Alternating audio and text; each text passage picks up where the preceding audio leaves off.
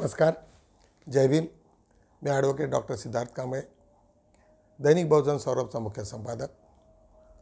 बहुजन Saurabh YouTube चॅनलमध्ये सर्वांचं स्वागत. आज देशातील इलेक्शनचा वारं सुरू आहे. लोकसभेच्या इलेक्शनची सर्व तयारी सुरू आहे.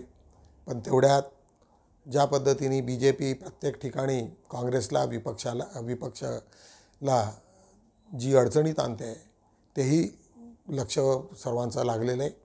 दुसरं, सुप्रीम कोर्ट काही BJPच्या फेवरेबल दिसत नाही, त्याच्यामुळे अनेकदा त्यांची गोची होते आहे. कालच 600 ॲडव्होकेटनी आणि नरेंद्र मोदी प्राईम मिनिस्टरनी पुन्हा त्याला एक इंडॉर्स केलेलं पत्र चीफ जस्टिसला दिलं. ऑफकोर्स त्या पत्राचा काही संबंध नाही आहे, फक्त पब्लिसिटीसाठी तो पत्र झालेला आहे. त्या असे हजारो पत्र चीफ जस्टिसला लिहिलेले तर डस्टबिनमध्ये टाकतात, जोपर्यंत की त्या प्रॉपर फॉर्मॅटमध्ये तुम्ही पाठवत नाही, जेणेकरून त्यांचं लक्ष होईल. असे कितीतरी पत्र त्यांना मिळत असतील. काही लोक शिव्या देत असतील, काही लोक काही करत असतील, कोणी विचारत नसतात. कारण ते इनफॉर्मल पत्र असते, फॉर्मल काही नाही आहे. फॉर्मल असलं म्हणजे त्याला लिगल सिस्टीमच्या थ्रू करता येईल. आणि त्यांचे जे आक्षेप आहेत की बाबा एक काही वर्ग, मोठा वर्ग तो तुम्हाला मिसगाईड करतो आहे, म्हणजे आणि त्याच्यामुळे तुम्ही सतर्क राहा, अशा पद्धतीची भाषा अत्यंत आहे. म्हणजे सुप्रीम कोर्ट काय कोणाच्या तरी ऐकण्यावरती इन्फ्लुएन्स होतो की काय, अशा पद्धतीची म्हणजे ही हारण्याची भाषा BJPची दिसते. सर्वीकडनं जे फासे त्यांनी टाकलेले ते संपूर्णपणे ते निष्क्रिय झालेले आहेत. त्या फास्यामध्ये स्वतःच अडकलेले आहेत. त्यांची ॲडव्हर्स पब्लिसिटी आहे. आज एक BBCचा एक छोटासा तुम्हाला हे दाखवू आम्ही क्लिप. त्याच्यात त्यांनी सांगितलेलं आहे की त्याच्यामध्ये ऑल्टर करता येणार नाही EVMमध्ये, परंतु मॅनिप्युलेशन मात्र करता येते. मॅनिप्युलेशन म्हणजे तुम्ही कुठे ना कुठे ज्यावेळेस डेटा कंप्लीट होईल त्यावेळेस कोणीतरी मॅनिप्युलेशन करून एक ठिकाणी दुसरा डेटा टाकणे, अशा पद्धतीच्या घटना होऊ शकतात. असा आहे सुंदरसा व्हिडिओ. तसंच ती 31 तारखेला म्हणजे उद्या दिल्ली इथे महारॅली आहे. सर्व इंडियाच्या सर्वच घटक पक्षांनी केलेले. अरविंद केजरीवाल यांच्या ज्या अटकेमुळे किंवा त्यांना जेलमध्ये ज्या पद्धतीने ईडीच्या टाकलेलं आहे ती अत्यंत दुर्भाग्य बाब आहे. सर्व पूर्ण जगात त्याची निंदा होत आहे. BJPचा खरा चेहरा दिसतो आहे आणि BJPचं जे मोड ऑफ ऑपरेटिव्ह आहे त्या ठराविक मुठभर लोकांनी कशा पद्धतीने त्याला हॅक केलेलं आहे, अशा पद्धतीचं सर्व चित्र भारतात दिसतं आहे. बघूया 2-3 क्लिप्स, तुम्हाला अत्यंत आवडतील. जिस तरह से आप देख रहे हैं कि लोकसभा चुनाव में अब केवल कुछ ही दिनों का वक्त बाकी है और उससे पहले जो है वो तमाम जो है रैलियां हो रही हैं, चाहे वो इंडिया गठबंधन की हो, चाहे वो BJP की रैली हो, तब सभी लोग अपनी अपनी कोशिश कर रहे हैं और अपनी अपनी जीत के दावे कर रहे हैं. इस बीच लोकसभा चुनाव से ठीक पहले दिल्ली के ऐतिहासिक रामलीला मैदान में 31 मार्च को इंडिया गठबंधन की पहली रैली होने जा रही है और इस रैली में इंडिया अलायंस के कई बड़े नेता भी शामिल होंगे और इस रैली में बड़ी संख्या में लोगों के आने की भी उम्मीद है. इंडिया अलायंस की इस रैली का जो प्रमुख मुद्दा होगा वो जांच एजेंसियों द्वारा लगातार विपक्षी नेताओं पर शिकंजा कसना, कि जिस तरह से BJP की केंद्र सरकार जांच एजेंसियों का दुरुपयोग करके विपक्षी नेताओं को निशाना बना रही है ताकि विपक्ष को चुनाव में रोका जा सके. दूसरा, इंडिया अलायंस की इस रैली में दूसरा बड़ा मुद्दा इलेक्टोरल बॉन्ड का रहेगा, जिसके चलते पिछले दिनों खूब हंगामा देखने को मिला.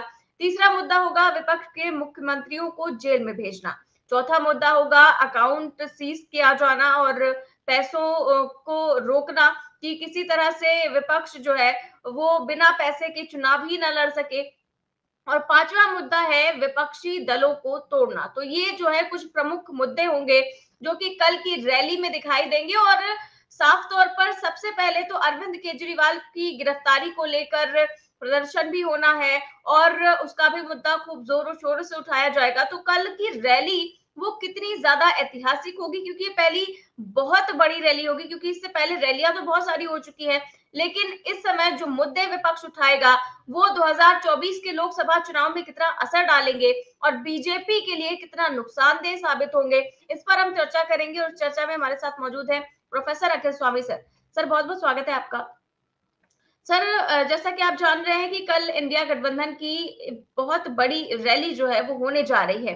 क्या लगता है विपक्ष इसमें जिस तरह के मुद्दे उठाएगा उससे BJP को 2024 के चुनावों में फायदा मिलता दिख रहा है और इस रैली का क्या असर देखने को मिलेगा? देखिए निधि, जब तक मोदी जी, माननीय मोदी जी की सरकार नहीं आई थी, तो मैं बता सकता था कि इस रैली में क्या होगा, कितनी भीड़ होगी, कितने लोग होंगे। लेकिन पिछले 2 महीने की जो उनकी कार्यप्रणाली है, उसको देख के मैं कोई बताने में कुछ असमर्थ हूं। देखिए, मैं खुद 72 साल की उम्र में अपनी पत्नी के साथ रामलीला ग्राउंड जाऊंगा, मैं इस रैली को अटेंड करूंगा, लेकिन मुझे नहीं पता कि मैं जीवित पहुंच पाऊंगा, अपने घर वापस जीवित लौट पाऊंगा। मैं सीरियसली कह रहा हूं, सारी बातों को समझते हुए कह रहा हूं। इसलिए पुराने समय में आप अपने बाबा से, पितामह से पूछिएगा, जब लोग बद्रीनाथ केदारनाथ की यात्रा करने जाते थे तो सबसे गले मिलके जाते थे। लौट के आ गए तो ठीक है, नहीं तो भगवान के पास पहुंच गए। वही भावना आज प्रबल हो रही है। कट्टर सनातनी हूं, शुद्ध ब्राह्मण हूं, और आज मैं नहीं जानता हूं मैं जाऊंगा, जिंदा पहुंच पाऊंगा या नहीं पहुंच पाऊंगा। जिस प्रकार की निरंकुशता, जिस प्रकार की दादागिरी देख रहा हूं।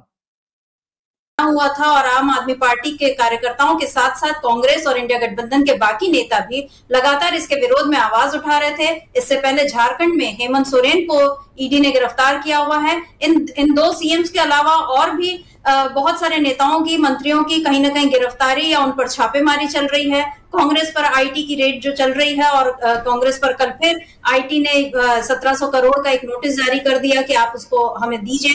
तो इस तरह से बीजेपी किसी न किसी तरह लगातार कांग्रेस और इंडिया गठबंधन पर हमले किए जा रही है, क्योंकि चुनाव सामने है और ये नजर आ रहा है कि इस बार बीजेपी के लिए जीतना आसान नहीं है। बीजेपी भी इस बात को अब समझ चुकी है और इसीलिए इंडिया गठबंधन पर उसके हमले बढ़ गए हैं। लेकिन इंडिया गठबंधन ने भी अब अपनी पूरी तैयारी कर ली है और कल रामलीला मैदान में ये जो इंडिया गठबंधन की महारैली होने वाली है, इसमें बीजेपी किस तरह से एक्सपोज होगी, इसके कुछ इशारे आज कांग्रेस प्रवक्ता कांग्रेस महासचिव जयराम रमेश ने आज अपनी प्रेस कॉन्फ्रेंस में दी है। क्या कहा है जयराम रमेश ने, आइए सुन लेते हैं। व्यक्ति केंद्रित रैली नहीं है। कल इसीलिए नाम रखा गया है लोकतंत्र बचाओ रैली। मुद्दा है लोकतंत्र को बचाना, मुद्दा है संविधान को बचाना। व्यक्ति केंद्रित रैली नहीं है। दूसरी बात मैं कहूं, ये किसी एक पार्टी की रैली नहीं है।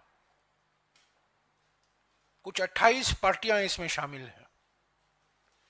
सारे इंडिया गठबंधन, इंडिया जनबंधन, मैं बार बार कह रहा हूं ये गठबंधन नहीं है, ये जनबंधन है। इंडिया जनबंधन के सारे पार्टियां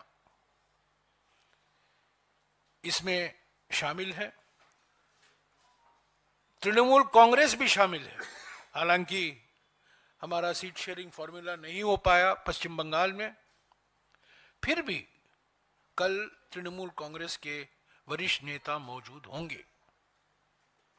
तो ये किसी एक पार्टी की रैली नहीं है, ये इंडिया जनबंधन की रैली है।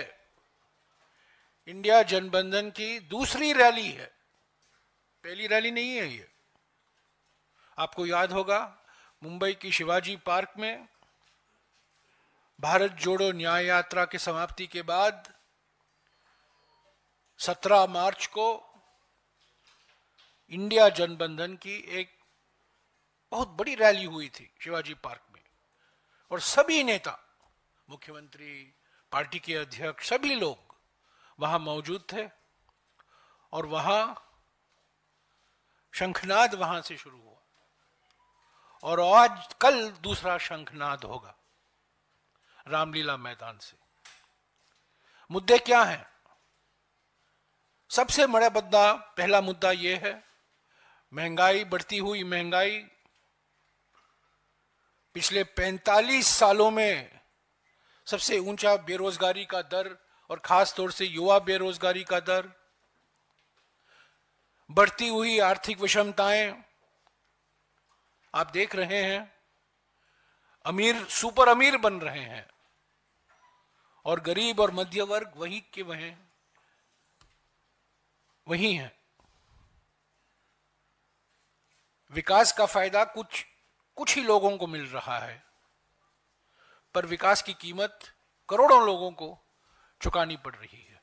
तो बढ़ती हुई आर्थिक विषमताएं, सामाजिक ध्रुवीकरण, ये पहला मुद्दा है जिस पर कल हमारे नेता बोलेंगे। महंगाई, बेरोजगारी, बढ़ती हुई आर्थिक विषमताएं, एमएसएमई का विनाश। नेहमीप्रमाणे आपण एक बुद्धा या सिरियलमधनं एक छोटासा क्लिप दाखवत असतो। सिद्धार्थ हा अत्यंत बालवयामध्ये एक सुंदरसा इन्सिडन्स आहे, चांगला एक इन्सिडन्स आहे। तुम्हा सर्व लोकांना माहिती आहे की एक दिवस हंस ह्या पक्षाचा देवदत्त शिकार करतो आणि तो पक्षी त्याच्या खाली पडतो आणि तो अचानक सिद्धार्थ अत्यंत अस्वस्थ होतात आणि त्याला उचलून त्याची ते हे करतात, पाणी वगैरे पाजतात, सर्व काही होत असते।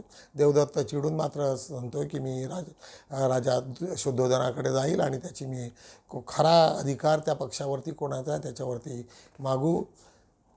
त्यावेळेस राजा शुद्धोधन ते म्हणतात की मी पण आता याच्यामध्ये मी हे करू शकत नाही की जो मारनेवाला जो आहे तो श्रेष्ठ की जो त्याला वाचवणारा तो श्रेष्ठ आहे।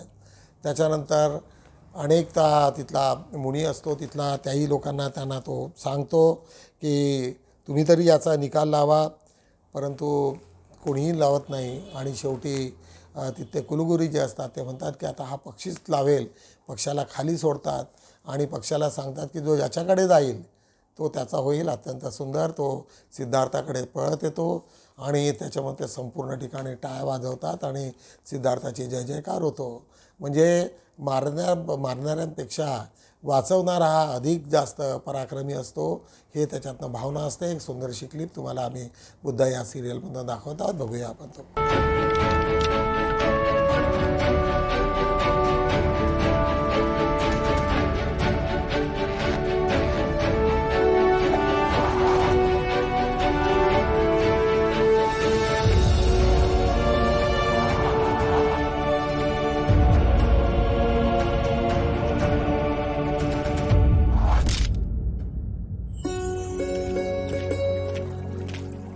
देवदत्त की तरह शस्त्रों का अभ्यास क्यों नहीं करते?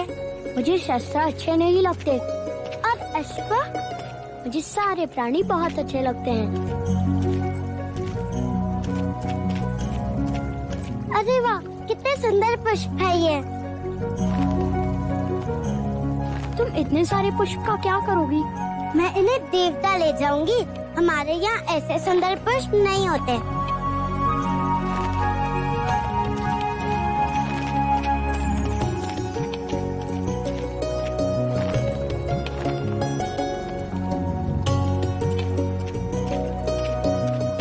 ये लीजिए।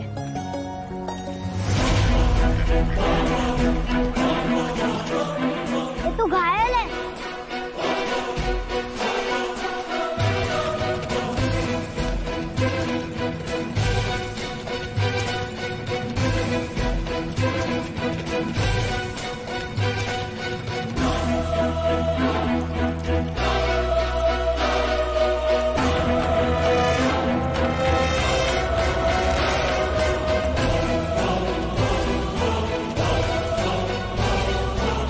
देखा सिद्धार्थ, मैंने उड़ते पक्षी को मार गिराया। ले लो, मैं राजा अमितोदन को दिखाऊंगा।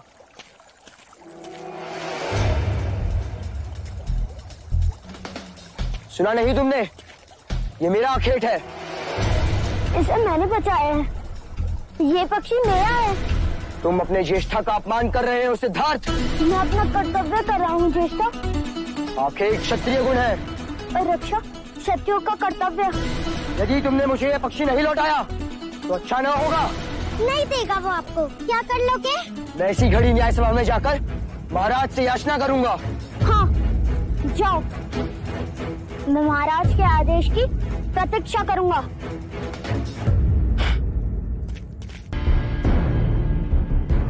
कहो कुमार देवदत्त, आप दरबार से क्या न्याय चाहते हैं? महाराज, मैंने पक्षी का आखेट किया, वो पक्षी मेरा हुआ। महाराज, ये पक्षी मुझे घायल अवस्था में मिला। मैंने इसकी रक्षा की। अब ये मेरे पास रहेगा। तो अब ये न्याय करना है कि ये पक्षी किसे दिया जाए। जिसने उसे घायल किया उसे या जिसने उसकी रक्षा की उसे?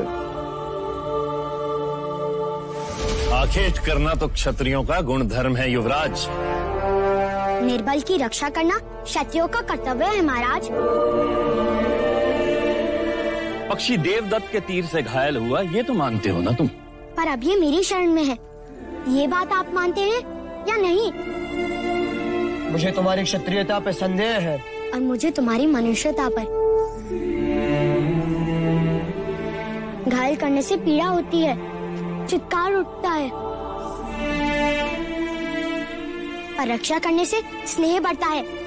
जगत में स्नेह बढ़ना चाहिए या पीड़ा? जिस तरह हर बादल से पानी नहीं बरसता, जिस तरह हर वर्ष खेत में एक सा अनाज नहीं उगता, जिस तरह मनुष्य की पांचों उंगलियां एक सी नहीं होती, उसी तरह आखेट भी हर क्षत्रिय का गुण धर्म नहीं हो सकता। सच्चा क्षत्रिय रक्षक होता है, ऐसा आचार्य कहते हैं। धर्म रक्षा क्षत्रिय धर्म, जीव रक्षा परमो धर्म। अब आप ही न्याय कीजिए। दांत भी मेरे और होड़ भी मेरे। कुलगुरु वाचस्पति, कृपा करके आप ही न्याय करें।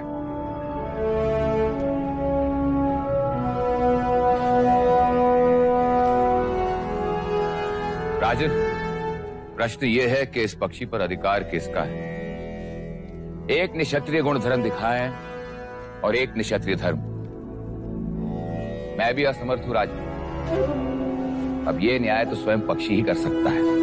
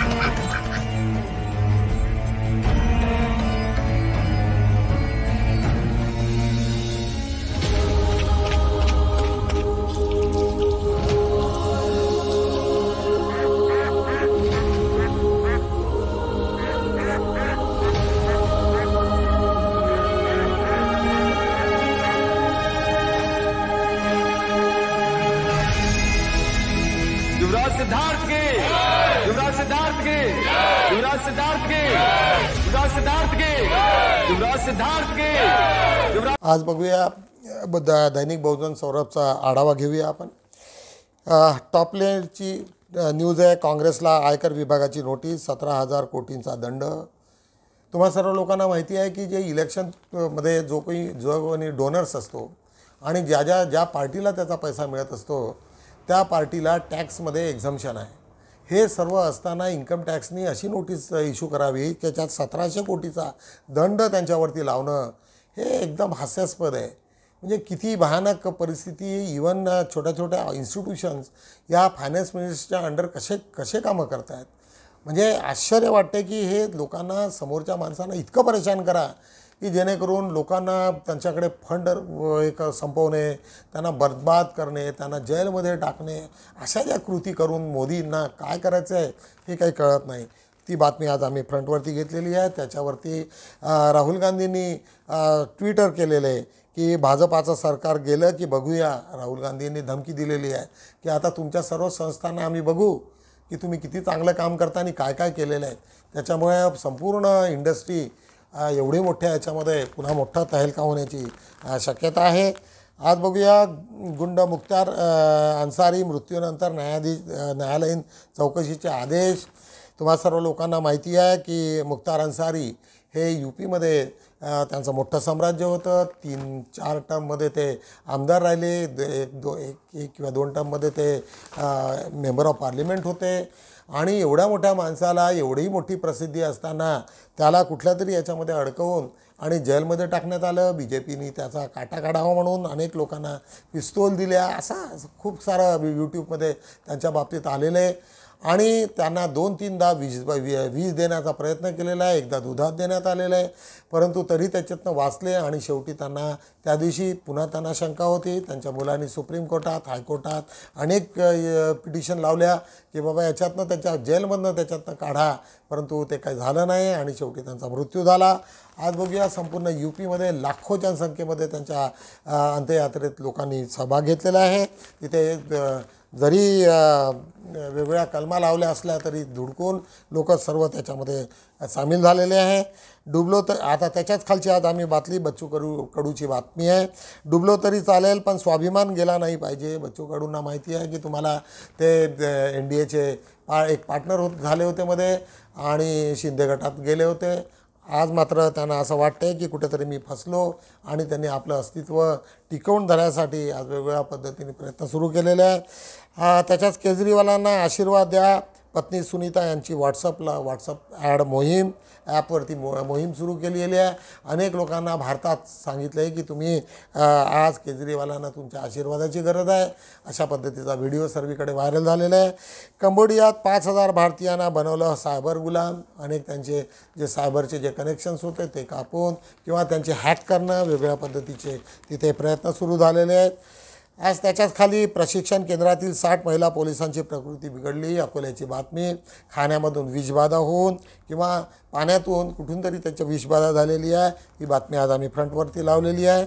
निवडणूक संहिता उल्लंघनाच्या 79,000हून अधिक तक्रारी दाखल एवढ्या झालेल्या आहे, परंतु त्याला अटेंड कोण करत आहे की कोणीच नाही. नुसत्या फक्त याच्यामध्ये ॲप्लिकेशन आज 79 कंप्लेंट्स जर आल्या असतील तर त्यांनी ताबडतोब त्याच्यावरती ॲक्शन घ्यायला पाहिजे आणि तिथल्या इलेक्शन कमिशननी पोस्टपोन करायला पाहिजे. अशा पद्धतीचं जर असेल तर त्याचं निराकरण करणं पाहिजे.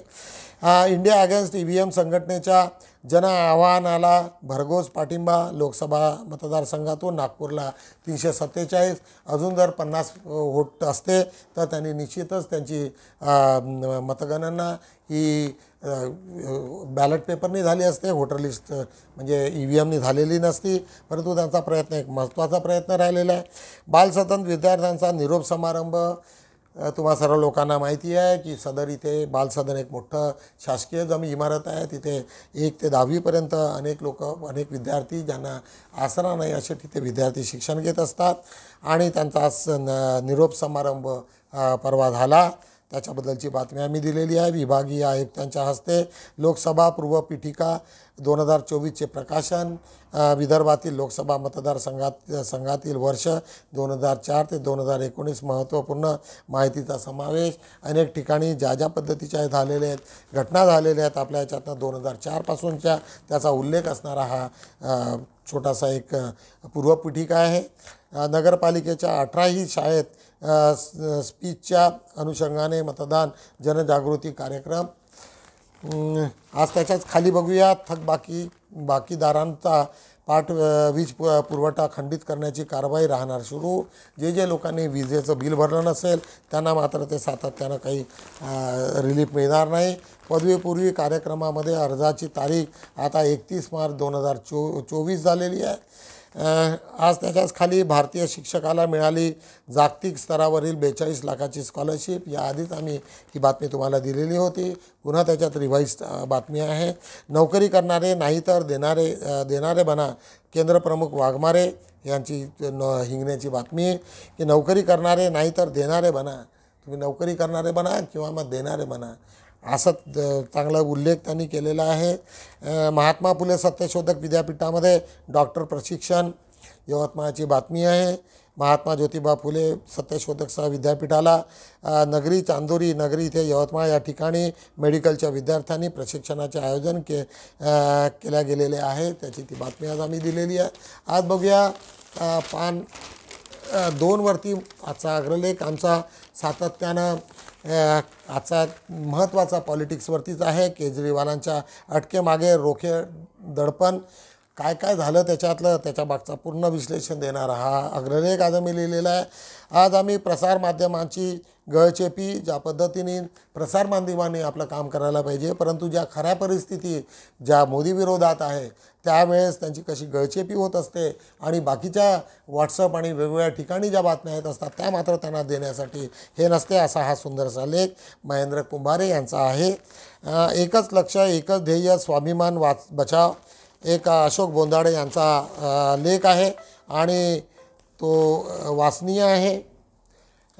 त्याच्यात अशोक बोंदाडे म्हणतात एकच लक्ष एकच ध्येय संविधान बचाव. आजच्या परिस्थितीत संविधान वाचवल्याशिवाय तुम्हाला दुसरा पर्याय नाही आणि त्याच्यासाठी तुम्हाला इलेक्शनमध्ये मोठ्या प्रमाणात पार्टिसिपेट करावं लागेल, लोकांना जनजागृती करावी लागेल.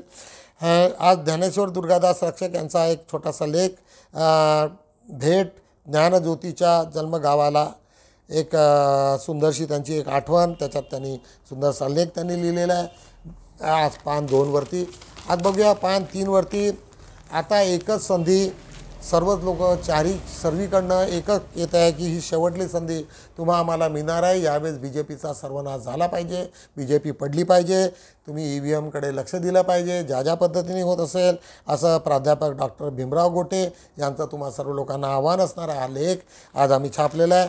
ॲट्रॉसिटी कायद्यातील महत्त्वाची माहिती क्रमशः सुरू आहे. अनिल वैद्य यांचा हा क्रमशः येणारे वेगवेगळे FIR कसा करावा, त्याच्यात कोणत्या कोणत्या कलमा आहेत, अनेक ठिकाणी हा प्रिझर्व करून ठेवणारा, जपून ठेवणारा लेख आहे. आज प्रज्ञावंत ढवळे यांचा नांदेड यांचा एक लेख, आंबेडकरी साहित्य सृष्टीचे गगनाध्यक्ष यशवंत मनोहर यांच्यावरती एक चांगलं त्यांनी अनेक त्यांच्या बाबतीमध्ये चांगल्या बाबी त्यांनी लिहिलेल्या आहेत. महाराष्ट्रातील एक मोठा कवी म्हणा, एक साहित्यिक आपल्यामध्ये आहे. आता हे सर्व म्हातारे झालेले आहेत या पिढीमध्ये. यांची एक जवळपास 30-40 वर्ष त्यांनी या समाजाचं प्रबोधन केलेलं आहे. त्या संबंधातला हा प्रज्ञावंत ढवळे चालले. अशा रीतीने आम्ही बहुजन सौरभचे 4 पानाचा उल्लेख केला आहे, एक रिव्ह्यू घेतलेला आहे, एक आढावा घेतलेला आहे. बंधूंनो, तुम्हा सर्व लोकांना मी नेहमीप्रमाणे आजही संदेश देईल की तुम्ही याला आमच्या यूट्यूबला लाईक करा, सर्क्युलेट करा, जाहिराती द्या आणि सबस्क्राईब करा. अशा पद्धतीने आज आमची ती 4 पानं संपवतो आहेत. पुन्हा भेटूया उद्या 31 तारखेला दिल्लीच्या नवीन न्यूजसोबत. तोपर्यंत जय भीम.